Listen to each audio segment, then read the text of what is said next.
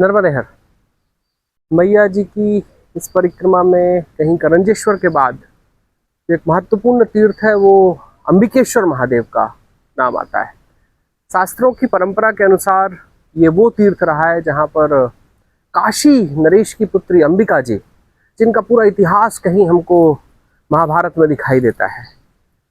उतनी लंबी कहानी में जाऊंगा नहीं, लेकिन अंबिका जी ने अपने वर प्राप्ति के लिए और सुयोग्य वर प्राप्ति के लिए और जीवन में उनका जो पुराना इतिहास था उस इतिहास से मुक्ति पाने के लिए और साथ ही साथ परमात्मा से कैसा आशीर्वाद पाने के लिए जहां उनका जीवन किसी बड़े कारण का निश्चय बन जाए, उसके लिए आकर उन्होंने यहाँ पर प्रार्थना की थी।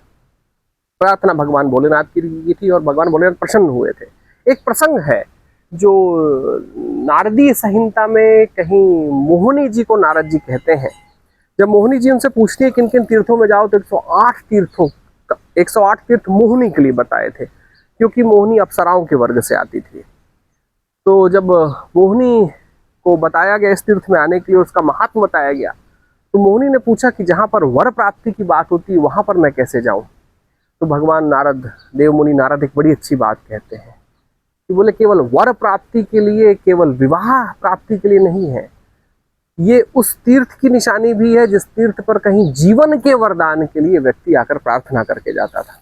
तो वर प्राप्ति यहाँ का एक मूल प्रभाव रहा है, लेकिन साथ ही साथ जीवन के वरदान मिले वो भी मूल प्राप्ति का आशीर्वाद भगवान भोलेनाथ ने यहाँ दिया था। अंबिकेश्वर महादेव के पास एक गांव का नाम आज भी अंबाली है।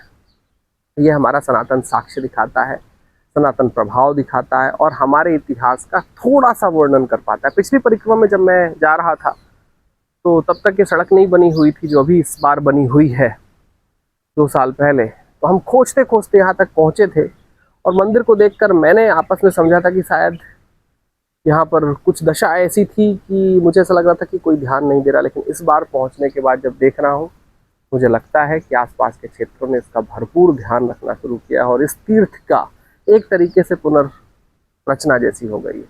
अंबिकेश्वर महादेव के तीर्थ से वर प्राप्ति, वरदान प्राप्ति के तीर्थ से आज का नर्मदे।